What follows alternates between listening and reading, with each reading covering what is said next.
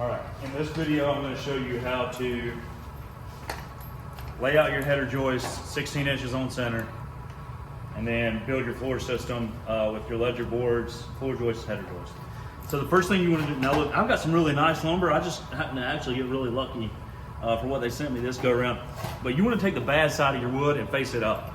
And you want to mark on the bad side of your wood. In this particular case, I'm going to take both of these, put the stamp up. Both of these are 48 inches and they're the exact same length. Mark out your header joist. On my pencil, first mark's going to be at 1.5 inches. All right. You're going to put an X on the far side. All right. Second mark, you're going to find 16. So we do everything 16. 16's in a red box. Once you find that 16, you're going to go back 3/4. Put a mark at 15 1/4. You're going to put an X on the red box side. Find 32, which is another red box. You go back 3/4. Put a mark at 31 1/4. And you just keep repeating that pattern on down. You can do that all the way down. At the very end down here, we're going to come back another 1.5 inches. 46 1/2. 48 minus 1.5 inches. So all of my boards, you should know this already. Otherwise, I probably wouldn't ask you to bend skills. All of my boards are going to be 1.5 inches thick. So that being 1.5 inches thick, I forgot to grab a speed square. I'll grab one real fast.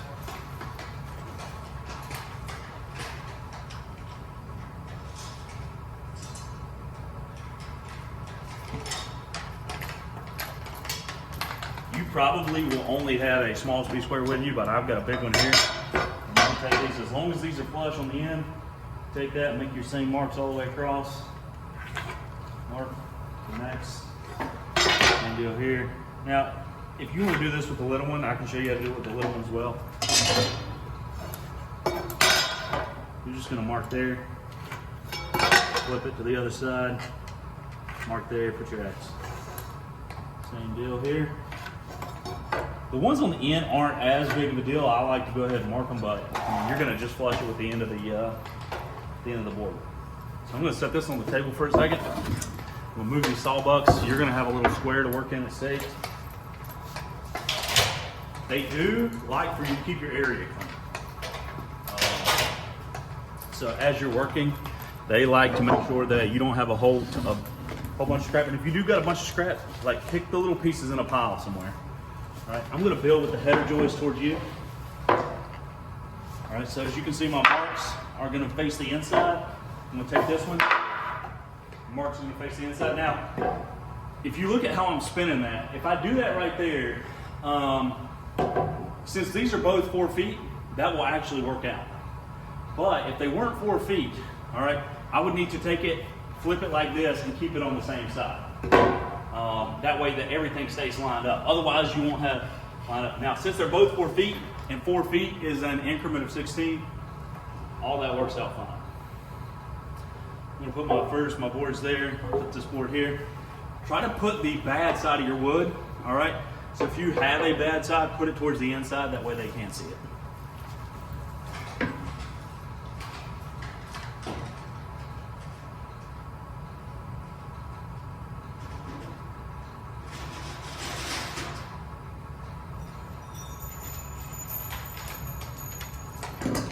I want to grab some 16 penny common nails. So 16 penny nails. These are 2x6s. If you're doing 2x6s, you're going to put 3 nails. If you're doing 2x4s, you put 2 nails.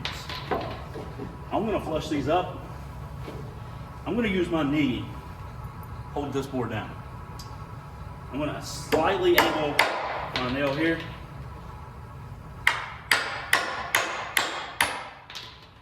Once I get it in there,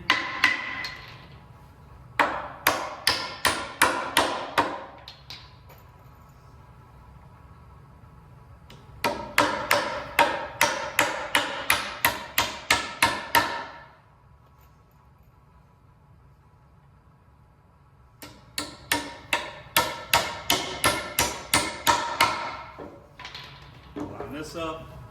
So it really doesn't matter which way the bad side is on this. You just want to make sure you cover up the X. If you've got a board that's twisted, put the edge of it on the line here, nail it in place, and then you'll have to pull the bottom side to the line. Mine is not twisted, but I'll show you what it kind of looks like if you were. I always start with my top nail, just because it's easier to get to. Make sure you're still on your line here. If you'll notice, before I get that nail all the way in, I check to make sure I'm on the line. That way, if I need to pull it out, I can always pull it out.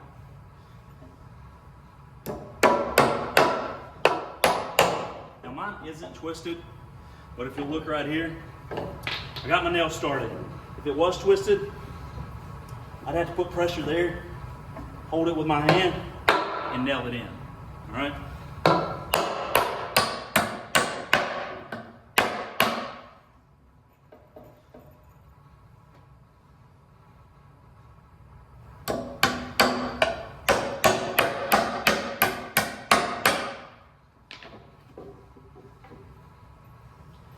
Now, a lot of kids don't like to, this will work on your knees after a while. A lot of kids don't like to kill their knees, and they like this method. I don't like this as good, because when I step, especially my concrete or whatever floor I'm working on, it moves like this. So I find I get a lot better result doing this. You want to make sure this is flush, this is flush.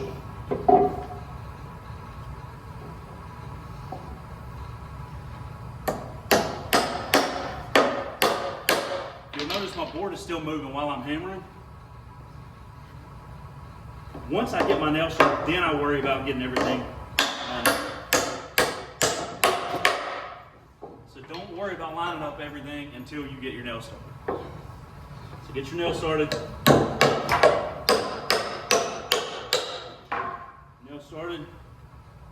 Line it up. Finish nail. All right.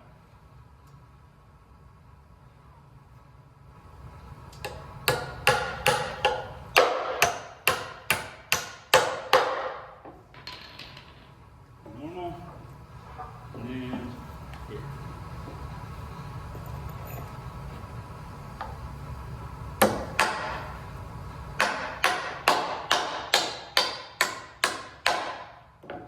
Now, one of the things I'm going to show you in the next video, I'm going to show you how to notch your floor joists and do a ledger board.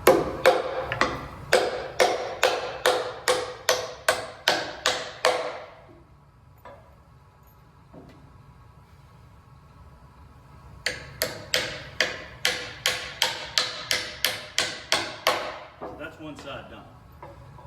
Other side, you just flip it up, do the same thing. In the next video, I'm gonna maybe try to splice these two together. I'm gonna show you how to notch these floor joists and then put those in with a ledger board.